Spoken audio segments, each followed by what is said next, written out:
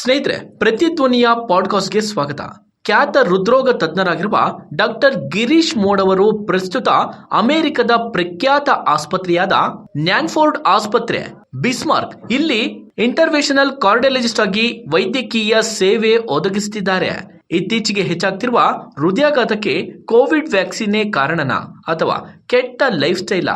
ಈ ಬಗ್ಗೆ ಖ್ಯಾತ ಹೃದ್ರೋಗ ತಜ್ಞರಾದ ಡಾಕ್ಟರ್ ಗಿರೀಶ್ ಮೋಡ್ ಅವರು ಏನ್ ಹೇಳ್ತಾರೆ, ಬನ್ನಿ ಕೇಳೋಣ. 2025 ಇಂದ ಸುಮಾರು ಹಾರ್ಟ್ ಅಟ್ಯಾಕ್ ಕೇಸ್ಗಳು ಆಗ್ತಾ ಇದೆ. ಏನ್ ಕಾರಣ ಇರ್ಬೋದು ಸರ್? 2025 ಅಷ್ಟೇ ಅಲ್ಲ, ಕಾಲಕ್ರಮೇಣ ದಶಕಗಳಿಂದ ಜಾಸ್ತಿ ಆಗ್ತಿದೆ. ಬಟ್ ಇತ್ತೀಚೆಗೆ ತೀರಾ ಜಾಸ್ತಿ. ಹೌದು, ಈ ರೀತಿ ತೊಂದರೆ ಆಗ್ತಿದೆ ಅಂದಾಗ ಅವರು ರಿಪೋರ್ಟ್ ಮಾಡ್ತಾ ಇದ್ದಾರೆ. ಅದು ಒಂದು ಕಾರಣ ಇರುತ್ತೆ, ರಿಪೋರ್ಟಿಂಗ್ ಜಾಸ್ತಿ ಆಗ್ತಿರೋದು. ಈವನ್ ಕಿಡ್ನಿ ಪ್ರಾಬ್ಲಮ್ ಇರ್ಬೋದು, ಕ್ಯಾನ್ಸರ್ ಪ್ರಾಬ್ಲಮ್ ಇರ್ಬೋದು, ಹಾರ್ಟ್ ಪ್ರಾಬ್ಲಮ್ ಇರ್ಬೋದು, ಸ್ಟ್ರೋಕ್ ಇರ್ಬೋದು, ಇವೆಲ್ಲ ರೋಗಗಳು ಬಹಳಷ್ಟು ಜಾಸ್ತಿ ಆಗ್ತದೆ. ಅದು ಸತ್ಯ. ಇನ್ನು ಯಂಗ್ಸ್ಟರ್ ಇರ್ತಾರೆ 25, 30 ಈ ತರದವ್ರದ್ದು ತುಂಬಾ ಆಗ್ತಾ ಇದೆ. ಸೊ ಏನ್ ಕಾರಣ, ಏನ್ ರೀಸನ್ ಇರ್ಬೋದು ಇದಕ್ಕೆ? ಯುವ ಜನತೆ ಇವಾಗ ಇಷ್ಟೊಂದು ರೋಗಗ್ರಸ್ತರಾಗ್ತಿದ್ದಾರೆ ಅಂತಂದ್ರೆ ಬಹಳಷ್ಟು ಕಾರಣಗಳಿದಾವೆ. ಮೇಜರ್ ಆಗಿ ಎಲ್ಲಿಂದ ಆರೋಗ್ಯ ಹದಗೆಡುತ್ತೆ? ಒಳ್ಳೆ ಪ್ರಶ್ನೆ ಇದು. 30-40 ವರ್ಷಕ್ಕೆ ಬಂದಾಗ ನಮಗೆ ಎಚ್ಚರಿಕೆ ಆದಾಗಿದ್ದು ಅವಾಗ ನಾವು ಡಯಟಿಂಗ್ ಶುರು ಮಾಡ್ತೀವಿ, ಎಕ್ಸರ್ಸೈಸ್ ಶುರು ಮಾಡ್ತೀವಿ, ವಾಕಿಂಗ್ ಅಂತೆ ಎಲ್ಲ ಶುರು ಮಾಡ್ತೀವಿ. ಇನ್ಫ್ಯಾಕ್ಟ್ ಮೆಡಿಕಲ್ ಸೈನ್ಸ್ ಪ್ರಕಾರ ಸೊ ಈ ವಯಸ್ಸಲ್ಲೇ ಆಗ್ಬೇಕು, ಆ ವಯಸ್ಸಲ್ಲೇ ಆಗ್ಬೇಕು ಅಂತ ಬಿಟ್ಟು ಏನಿಲ್ಲ. There is no reason for the age. Age is just a number. But ನೋವು ಅಷ್ಟೇ. ತಲೆನೋವು, ಕಣ್ಣೋವು, ಮೈಕೈ ನೋವು, ಹೃದಯ ನೋವು, ಹೊಟ್ಟೆ ನೋವು, ಕಾಲ್ ನೋವು, ಕೈ ನೋವು, ಬರೀ ನೋವು ಅಷ್ಟೇನೆ. ನೋವು ಕೊಡುತ್ತೆ ಅಷ್ಟೇನೆ. ನೋವು ಕೊಡುತ್ತೆ. ಆ ನೋವು ಕೊಟ್ಟಾಗ ನಾವ್ ಎಚ್ಚರಿಸ್ಕೋಬೇಕಷ್ಟೇನೆ. ಅಂದ್ರೆ ಸಕ್ಕರೆ ಕಾಯಿಲೆ ಇತ್ತು ಅಂತಂದ್ರೆ ನಿಮಗೆ ಸಿಂಪ್ಟಮ್ಸ್ ಗೊತ್ತಾಗದೇ ಇರಬಹುದು, ಅಥವಾ ಅದು ತೀರಾ ಹದಗೆಟ್ಟಾಗ ನಿಮಗೆ ಗೊತ್ತಾಗಬಹುದು. ಇವಾಗ ನನ್ಗೆ ಬಹಳಷ್ಟು ಜನಕ್ಕೆ ನಾನು ಟೆಸ್ಟ್ ಗಳು ಕಳಿಸ್ಕೊಡ್ತಾರೆ, 20 ಪೇಜ್ ಟೆಸ್ಟ್ ಮಾಡಿಸಿರ್ತಾರೆ. ಅದ್ರಲ್ಲಿ ಮುಕ್ಕಾಲ್ ಪಾಲು ಯಾವ ಉಪಯೋಗಕ್ಕೂ ಇಲ್ಲ. ದುಡ್ಡು ವೇಸ್ಟ್ ಮಾಡ್ತಾರೆ. ಚಿಕ್ಕ ಮಕ್ಳಿಗಾಗ್ಲಿ, ಗಂಡ್ ಮಕ್ಳಿಗಾಗ್ಲಿ, ಹೆಣ್ಮಕ್ಳಿಗಾಗ್ಲಿ ಕೆಲವು ಟೆಸ್ಟ್ ಗಳಿದಾವೆ. This podcast presented by studio 28 and Mansi Shivakumar. Sir ನಮಸ್ಕಾರ. ಸರ್ ನಮಸ್ಕಾರ. ಹೇಗಿದ್ದೀರಾ? ನಾನ್ ಚೆನ್ನಾಗಿದ್ದೀನಿ, ನೀವ್ ಹೇಗಿದ್ದೀರಾ? ಆರಾಮ್ ಸರ್. ಸೊ ನಿಮ್ಗೆ ಇವತ್ತು ಏನ್ ಸಬ್ಜೆಕ್ಟ್ ಬಗ್ಗೆ ಮಾತಾಡ್ಲಿಕ್ಕೆ ಕೊಟ್ಟೆ ಅಂತ ಅಂದ್ರೆ, ತುಂಬಾ ಇತ್ತೀಚೆಗೆ ಅಂದ್ರೆ 2025 ಇಂದ ಸುಮಾರು ಹಾರ್ಟ್ ಅಟ್ಯಾಕ್ ಕೇಸ್ಗಳು ಆಗ್ತಾ ಇದೆ. ಏನ್ ಕಾರಣ ಇರ್ಬೋದು ಸರ್? ಹಾರ್ಟ್ ಅಟ್ಯಾಕ್ ಅಂದ್ರೆ ಹೃದಯಾಘಾತ ಇದ್ದಿದ್ದು ಹೌದು 2025 ಅಷ್ಟೇ ಅಲ್ಲ, ಕಾಲಕ್ರಮೇಣ ದಶಕಗಳಿಂದ ಜಾಸ್ತಿ ಆಗ್ತಿದೆ. ಬಟ್ ಇತ್ತೀಚೆಗೆ ತೀರಾ ಜಾಸ್ತಿ. ನಂಬರ್ ಆಫ್ ಡೆತ್ ಇದಕ್ಕೆ ಜಾಸ್ತಿ ಆಗ್ತಾ ಇರೋದು ಇತ್ತೀಚೆಗೆ, ಅಂದ್ರೆ 3-4 ಮಂತ್ಸ್ ತುಂಬಾ ಆಗಿದೆ. ಮುಂಚೆ ಇತ್ತು, ಮುಂಚೆ ಇಲ್ಲ ಅಂತ ಹೇಳ್ತಾ ಇಲ್ಲ, ಕಂಪ್ಲೀಟ್ ಇರ್ಲಿಲ್ಲ ಅಂತ ಹೇಳ್ತಾ ಇಲ್ಲ, ಹೌದು ಇತ್ತು. ಆದ್ರೆ ಇತ್ತೀಚೆಗೆ ಆಗ್ತಾ ಇದೆಯಲ್ಲ, ಅದಕ್ಕೆ ಕಾರಣ ಏನ್ ಸರ್? ಇತ್ತೀಚೆಗೆ ಕಾರಣ ಒಂದಿರ್ಬೋದು, ನಮಗೆ ಮಾಹಿತಿ ಇನ್ನೂ ಹೆಚ್ಚಿನದಾಗಿ ಸಿಗ್ತಾ ಇದೆ, ಕಾರಣಗಳು ಗೊತ್ತಾಗ್ತಾ ಇಲ್ಲ. ಬಟ್ ಹೌದು, ರಿಪೋರ್ಟಿಂಗ್ ಜಾಸ್ತಿ ಆಗ್ತಾ ಇದೆ, ಜನರು ಎಚ್ಚೆತ್ಕೋತಾ ಇದ್ದಾರೆ. ಪ್ರಾಬಬ್ಲಿ ಇವಾಗ ಸಾಮಾಜಿಕ ಜಾಲತಾಣದಲ್ಲಿ ಒಬ್ರಿಗೊಬ್ರು ವಿಷಯ ಹಂಚ್ಕೊಂಡಾಗಿದ್ದು, ಹೌದು ಈ ರೀತಿ ತೊಂದರೆ ಆಗ್ತಿದೆ ಅಂದಾಗ ಅವರು ರಿಪೋರ್ಟ್ ಮಾಡ್ತಾ ಇದ್ದಾರೆ. ಅದು ಒಂದು ಕಾರಣ ಇರುತ್ತೆ, ರಿಪೋರ್ಟಿಂಗ್ ಜಾಸ್ತಿ ಆಗ್ತಿರೋದು. ಬಟ್ ಅದು ಬಿಟ್ಟು ಹೌದು, ಇವಾಗ ನಮ್ ಸುತ್ತಮುತ್ತನೇ ನಾವು ನೋಡ್ಕೊಂಡ್ವಿ ಅಂತಂದ್ರೆ ಬಹಳಷ್ಟು ಜನ ಇವಾಗ ಅವರ ಜೀವಕ್ಕೆ ಒಂದಲ್ಲ ಒಂದ್ ರೀತಿಯಲ್ಲಿ ಗೊತ್ತಾಗ್ತಾ ಇದೆ. ಸಾವನ್ನಷ್ಟೇ ನಾನು ಕನ್ಸಿಡರ್ ಮಾಡೋದಿಲ್ಲ, ನಾವು ಇದ್ದು ಮಾರ್ಟಾಲಿಟಿ ಅಥವಾ ಮಾರ್ಬಿಡಿಟಿ ಅಂತೀವಿ. ಅಂದ್ರೆ ರೋಗಗ್ರಸ್ತರು, ಈವನ್ ಕಿಡ್ನಿ ಪ್ರಾಬ್ಲಮ್ ಇರ್ಬೋದು, ಕ್ಯಾನ್ಸರ್ ಪ್ರಾಬ್ಲಮ್ ಇರ್ಬೋದು, ಹಾರ್ಟ್ ಪ್ರಾಬ್ಲಮ್ ಇರ್ಬೋದು, ಸ್ಟ್ರೋಕ್ ಇರ್ಬೋದು, ಇವೆಲ್ಲ ರೋಗಗಳು ಬಹಳಷ್ಟು ಜಾಸ್ತಿ ಆಗ್ತದೆ. ಅದು ಸತ್ಯ. ಓಕೆ ಸರ್, ರೀಸನ್ ಏನಂತಂದ್ರೆ ಇವಾಗ ಮೇನ್ ಎಲ್ಲರಿಗೂ ಆಶ್ಚರ್ಯ ಆಗಿರೋದು, ಎಸ್ಪೆಷಲಿ ಇನ್ನು ಯಂಗ್ಸ್ಟರ್ ಇರ್ತಾರೆ 25, 30 ಈ ತರದವ್ರದ್ದು ತುಂಬಾ ಆಗ್ತಾ ಇದೆ. ಸೊ ಏನ್ ಕಾರಣ, ಏನ್ ರೀಸನ್ ಇರ್ಬೋದು ಇದಕ್ಕೆ? ಮತ್ತೆ ಪರ್ಟಿಕ್ಯುಲರ್ಲಿ ಈ ಏಜ್ ಅಲ್ಲಿ ಆಗ್ತಿದ್ದು ತುಂಬಾ ಕಡಿಮೆ, ಹಿಂದೆ ನೋಡ್ಕೊಂಡ್ರೆ ನಾವು. ಹೌದು. ಸೊ ಈ ರೀಸನ್ ಸ್ವಲ್ಪ ಎಕ್ಸ್ಪ್ಲೈನ್ ಮಾಡೋದು ಡೀಟೇಲ್ ಆಗಿ? ಈ ಯಂಗ್ ಏಜ್ ಅಲ್ಲಿ ಇದ್ದಿದ್ದು ರೋಗಗ್ರಸ್ತರಾಗೋದಂತೂ ಬಹಳ ಚಿಂತಾಜನಕ ಪರಿಸ್ಥಿತಿ. ಏನಕ್ಕೆ ಅಂತಂದ್ರೆ ಇವರು ಇನ್ನೂ ದುಡಿಮೆ ಶುರು ಮಾಡಿಲ್ಲ, ಸಂಸಾರ ನೋಡ್ಕೊಳ್ಳೋದಾಗ್ಲಿ ಅದಷ್ಟೇ. ಏನು ದೇಶದ ಆರ್ಥಿಕ ಪರಿಸ್ಥಿತಿ ಡಿಪೆಂಡ್ ಆಗೋದು ಈ ಯುವ ಜನತೆಯ ಮೇಲೆ. ಯುವ ಜನತೆ ಇವಾಗ ಇಷ್ಟೊಂದು ರೋಗಗ್ರಸ್ತರಾಗ್ತಿದ್ದಾರೆ ಅಂತಂದ್ರೆ ಬಹಳಷ್ಟು ಕಾರಣಗಳಿದೆ. ಅದರಲ್ಲಿ ಹೌದು, ಇವಾಗ ಲೈಫ್ ಸ್ಟೈಲ್ ಚೇಂಜಸ್ ಅಂತ ಬಿಟ್ಟು ನಾವೇನ್ ಹೇಳ್ತೀವಲ್ಲ, ಅದನ್ನು ಒಂದು ಕಾರಣ. ಅದಷ್ಟೇ ಅಲ್ಲಲ್ಲ, ಇವಾಗ ಲೈಫ್ ಸ್ಟೈಲ್ ಇದ್ದಿದ್ದು ಬೈ ಚಾಯ್ಸ್ ಬೈ ಫೋರ್ಸ್, ಅದನ್ನು ನಾವು ಗಮನಿಸಬೇಕಾಗಿದೆ. ಅದ್ರ ಜೊತೆಗೆ ಇತ್ತೀಚೆಗೆ ಏನು ರಿಪೋರ್ಟ್ ಗಳೆಲ್ಲ ಬರ್ತಾ ಇದಾವಲ್ಲ, ಅದರಲ್ಲಿ ಹೌದು ಎಷ್ಟರ ಮಟ್ಟಿಗೆ ಕಳೆದ ಕೆಲವು ವರ್ಷಗಳ ಹಿಂದೆ ನಡೆದ ಕೋವಿಡ್ ಆಗ್ಲಿ ಅಥವಾ Covid vaccine related life style definitely ಒಂದು.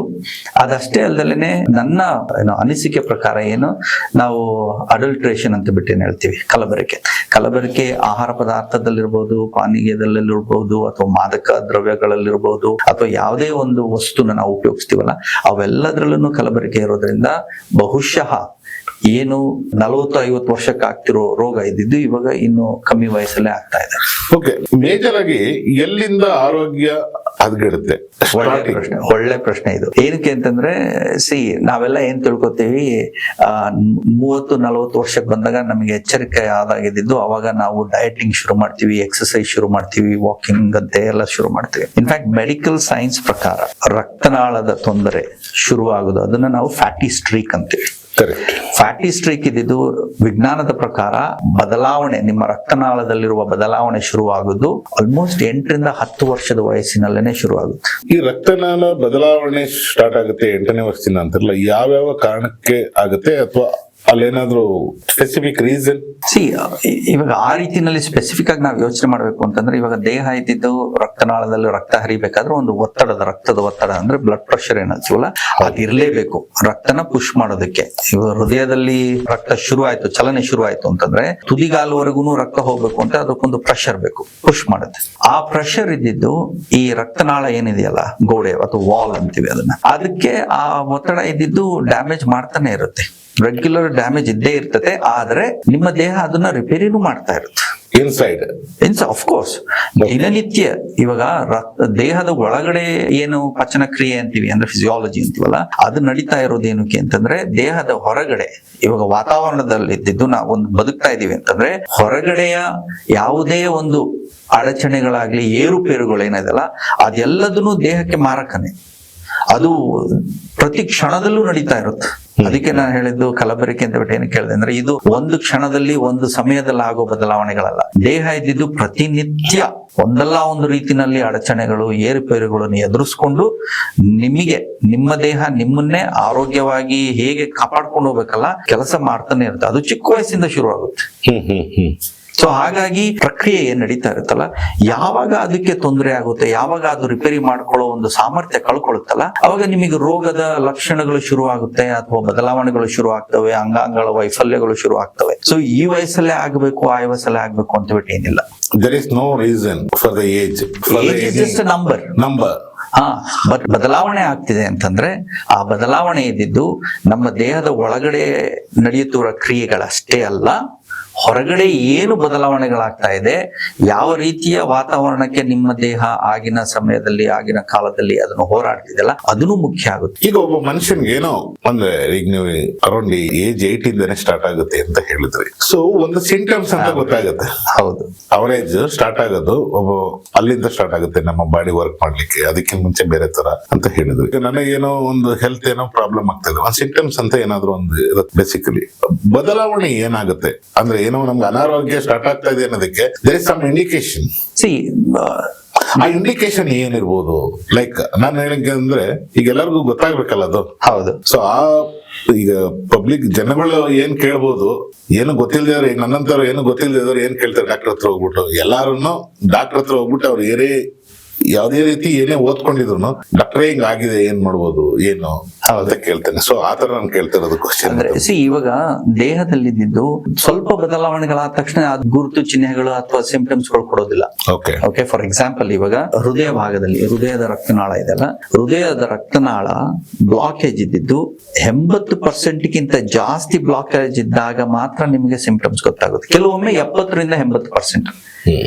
50% 60% ಇತ್ತು ಅಂತಂದ್ರೆ ನಿಮ್ಗೆ ಯಾವ ಗುರುತು ಚಿಹ್ನೆಗಳಾಗ್ಲಿ ಸಿಂಪ್ಟಮ್ಸ್ ಗಳಾಗ್ಲಿ ಗೊತ್ತಾಗೋದಿಲ್ಲ. ಓಕೆನಾ? ಸೊ ಅಂದ್ರೆ ಅರ್ಥ ಹೃದಯದಲ್ಲಿದ್ದು ರಿಸರ್ವ್, ಹೃದಯ ಅಷ್ಟೇ ಅಲ್ಲ ದೇಹದಲ್ಲಿದ್ದು ರಿಸರ್ವ್ ಅಂತ ಬಿಟ್ಟು ಒಂದಿದ್ದೇ ಇರುತ್ತೆ. ಎಲ್ಲಾ ಆರ್ಗನ್ದು ರಿಸರ್ವ್ ಇರ್ತದೆ. ಇವಾಗ ಕಿಡ್ನಿ ನೋಡ್ತೀವಿ, ಕಿಡ್ನಿ ಇದ್ದಿದ್ದು ನಮಗೆ 2 ಕಿಡ್ನಿ ಇದೆ. 2 ಕಿಡ್ನಿ ಇದೆ ಅಂತಂದ್ರೆ ಇವಾಗ ಕಿಡ್ನಿ ಡೊನೇಷನ್ ಮಾಡ್ತೀವಿ ನಾವು, ಒಂದ್ ಕಿಡ್ನಿ ಕೊಡ್ತೀವಿ, ಆದ್ರೆ ಒಂದ್ ಕಿಡ್ನಿನಲ್ಲೂ ನಾವು ಕೆಲಸ ಮಾಡ್ತಿರ್ತಾನೆ, ರೈಟ್? ಸೊ ದೇಹದಲ್ಲಿದ್ದು ಯಾವುದೇ ಒಂದು ಬದಲಾವಣೆ ಆಗ್ತಿದೆ ಅಂತಂದ್ರೆ ಇಮಿಡಿಯೇಟ್ ಆಗಿ ನಿಮಗೆ ಸಿಂಪ್ಟಮ್ಸ್ ಬರುತ್ತೆ ಅಂತ ಏನಿಲ್ಲ. ಆ ದೇಹ ಯಾವಾಗ ಅದನ್ನ ತಡ್ಕೊಳ್ಳೋದಕ್ಕಾಗೋದಿಲ್ಲೋ ಅವಾಗ ನಿಮಗೆ ಸಿಂಪ್ಟಮ್ಸ್ ಗಳು ಗೊತ್ತಾಗುತ್ತೆ. ಎರಡನೇ ಮುಖ್ಯವಾದ ಪಾಯಿಂಟ್ ಏನು ಅಂತಂದ್ರೆ ದೇಹ ಇದ್ದಿದ್ದು ಮಾತಾಡೋದಿಲ್ಲ, ಆದ್ರೆ ಮಾತಾಡೋ ಭಾಷೆ ಒಂದೇ, ನೋವು ಅಷ್ಟೇ. ತಲೆನೋವು, ಕಣ್ಣೋವು, ಮೈಕೈ ನೋವು, ಹೃದಯ ನೋವು, ಹೊಟ್ಟೆ ನೋವು, ಕಾಲ್ ನೋವು, ಕೈ ನೋವು, ಬರೀ ನೋವು ಅಷ್ಟೇನೆ. ನೋವು ಕೊಡುತ್ತೆ. ಆ ನೋವು ಕೊಟ್ಟಾಗ ನಾವ್ ಎಚ್ಚರಿಸ್ಕೋಬೇಕಷ್ಟೇನೆ. ಅಂದ್ರೆ ಇಲ್ಲಿ ಇವಾಗ ನಾವು ದಿನನಿತ್ಯ ಆಕ್ಟಿವ್ ಆಗಿದ್ದೀವಿ, ನಮ್ ಕೆಲಸಗಳು ಮಾಡ್ತಾ ಇದ್ದೀವಿ. ಹೌದಪ್ಪ, ನಿನ್ನೆ ಎಲ್ಲ ಚೆನ್ನಾಗಿ ಮಾಡ್ತಾ ಇದ್ದೆ, ಇವತ್ತಿದ್ದು ನನಗೇನೋ ಈ ಭಾಗದಲ್ಲಿ ತೊಂದರೆ ಆಗ್ತಿದೆ ಅಂದಾಗ ಅದನ್ನ ಚೆಕ್ಅಪ್ ಮಾಡಿಸ್ಕೊಳ್ಳೋದು. ಅವಾಗ ನೀವು ಡೈರೆಕ್ಟ್ ಡಾಕ್ಟರ್ಗೆ ಹೋಗಿ ತೋರಿಸ್ಕೋಬೇಕು. ಇವಾಗ ಅದೇ ನಿಟ್ಟಿನಲ್ಲಿ ಇನ್ನೊಂದು ಮಾತು ಹೇಳ್ತೀನಿ, ಬಹಳಷ್ಟು ಜನ ಏನ್ ಮಾಡ್ತಾರೆ, ನಾನು ಸ್ಕ್ರೀನಿಂಗ್ ಟೆಸ್ಟ್ ಮಾಡ್ಕೋಬೇಕು. ನಿಮಗೆ ಸಿಂಪ್ಟಮ್ಸ್ ಇಲ್ಲ, ಬರೀ ಸ್ಕ್ರೀನಿಂಗ್ ಟೆಸ್ಟ್ ಮಾಡಿಸ್ತಿದ್ರೆ ಅಂತಂದ್ರೆ ಅದರ ಇಂಪ್ಲಿಕೇಶನ್ಸ್ ಅಥವಾ ಏನೋ ಲಾಭ ಎಷ್ಟು ಮಟ್ಟಿಗೆ ಅನ್ನೋದು ಗೊತ್ತಿಲ್ಲ. ಓಕೆ, ಈ ಸ್ಕ್ರೀನಿಂಗ್ ಟೆಸ್ಟ್ ಅಂತ ಹೇಳಿದ್ರೆ ಸ್ವಲ್ಪ ಕನ್ನಡದಲ್ಲಿ ಹೇಳುವುದು. ಸ್ಕ್ರೀನಿಂಗ್ ಟೆಸ್ಟ್ ಅಂದ್ರೆ ಏನ್ ಸರ್ ಅದು? ಸ್ಕ್ರೀನಿಂಗ್ ಟೆಸ್ಟ್ ಅಂದ್ರೆ ಇವಾಗ 3 ತಿಂಗಳು 6 ತಿಂಗಳಿಗೆ ಒಂದೊಂದ್ಸಲ ಹೋಗ್ಬಿಟ್ಟು ಮಾಡ್ಕೋತಾ ಏನೋ ಸುಮ್ನೆ ಚೆಕ್ ಮಾಡಿಸ್ಕೋತೀವಿ ಅಂತ ಬಿಟ್ಟು ಹೇಳ್ತಾರೆ. ಪರವಾಗಿಲ್ಲ, ಮಾಡಿಸ್ಕೋಬೇಕು. ಅದು ಕೆಲವು ರೋಗಗಳಿಗೆ ಅಷ್ಟೇನೆ ಅದು ಸ್ವಲ್ಪ ಸೀಮಿತ ಆಗಿರ್ತದೆ. ಇವಾಗ ಎಸ್ಪೆಷಲಿ ಸಕ್ಕರೆ ಕಾಯಿಲೆ ಇತ್ತು ಅಂತಂದ್ರೆ ನಿಮಗೆ ಸಿಂಪ್ಟಮ್ಸ್ ಗೊತ್ತಾಗದೆ ಇರಬಹುದು, ಅಥವಾ ಅದು ತೀರಾ ಹದಗೆಟ್ಟಾಗ ನಿಮಗೆ ಗೊತ್ತಾಗಬಹುದು. ಅದನ್ನ ಸ್ವಲ್ಪ ಅರ್ಲಿ ಸ್ಟೇಜಸ್ ಅಲ್ಲೇನೆ ನೀವು ಅದ್ರ ಬಗ್ಗೆ ಗಮನ ಹರಿಸ್ಕೋಬಹುದು. ಅದು ಬಿಟ್ಟು ಇವಾಗ ಬಹಳಷ್ಟು ಜನಗೆ ನಾನು ಟೆಸ್ಟ್ ಗಳು ಕಳಿಸ್ಕೊಡ್ತಾರೆ, 20 ಪೇಜ್ ಟೆಸ್ಟ್ ಮಾಡಿಸಿರ್ತಾರೆ. ಅದ್ರಲ್ಲಿ ಮುಕ್ಕಾಲ್ ಪಾಲು ಯಾವ ಉಪಯೋಗಕ್ಕೂ ಇಲ್ಲ, ದುಡ್ಡು ವೇಸ್ಟ್ ಮಾಡ್ತಾರೆ, ಬಟ್ ಯಾವ ಉಪಯೋಗನೂ ಇಲ್ಲ ಅದ್ರದ್ದು. ಸೊ ಅದರಲ್ಲಿ ಬೇಕಾಗಿರೋದೇ ಒಂದು ಕೆಲವಷ್ಟು ಬೆರಳೆಣಿಕೆಯಷ್ಟು ಟೆಸ್ಟ್ ಗಳಷ್ಟೇ ಸಹಾಯ ಮಾಡುತ್ತೆ. ಆಕ್ಚುಲಿ ಒರಿಜಿನಲ್ ಆಗಿ ಹೇಳ್ಬೇಕು ಅಂತಂದ್ರೆ ಡಾಕ್ಟರ್ಗಳು ಬೇಕಾಗಿರೋದೇ ಒಂದು 3-4 ಟೆಸ್ಟ್ ಮೇಜರ್.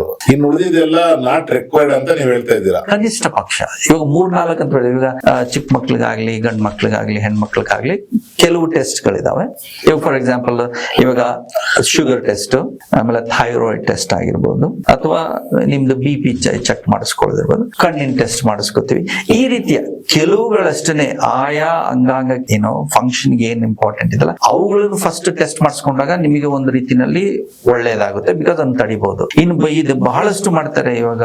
ಹೌದು, ಸ್ಕ್ರೀನಿಂಗ್ ಟೆಸ್ಟ್ ಅಲ್ಲಿ ಇವಾಗ ಹೋಮೋಸಿಸ್ಟಿನ್ ಅಂತ ಹೇಳ್ಬಿಟ್ಟು ಹಾಕಿದ್ದಾರೆ, ಕೊಲೆಸ್ಟ್ರಾಲ್ ಹಾಕಿದ್ದಾರೆ, 101 ಟೆಸ್ಟ್ ಗಳು ಹಾಕಿದ್ದಾರೆ. ಬಟ್ ಅದ್ರ ತಕ್ಷಣ ಏನಾಗುತ್ತೆ, ಒಂದೇ ಒಂದು ದಾರಿಗೆ ಏನು ಕೇಳಾಗುತ್ತೆ ಅಂದ್ರೆ ನೀವು ಮಲ್ಟಿಪಲ್ ಮಾತ್ರೆಗಳು ತಗೊಳ್ಳೋದಕ್ಕಷ್ಟೇ ಶುರು ಮಾಡ್ತಿರೋ ಹೊರತು ಅದರಿಂದ ಹೆಚ್ಚಿನದಾಗಿ ನೀವು ಯಾವ ಹಾದಿ ಹಿಡಿತಿರೋ ಗೊತ್ತಿಲ್ಲ. This podcast presented by Studio 28 and Mansi Shivakumar.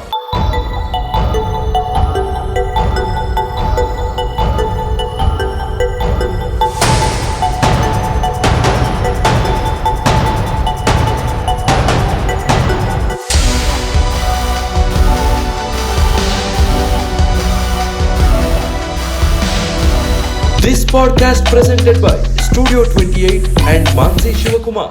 ಹೆಚ್ಚಿನ ವಿಡಿಯೋಗಳಿಗೆ ಪ್ರತಿಧ್ವನಿ ಯೂಟ್ಯೂಬ್ ಚಾನೆಲ್ ಸಬ್ಸ್ಕ್ರೈಬ್ ಮಾಡಿ, ಬೆಲ್ ಐಕಾನ್ ಕ್ಲಿಕ್ ಮಾಡಿ.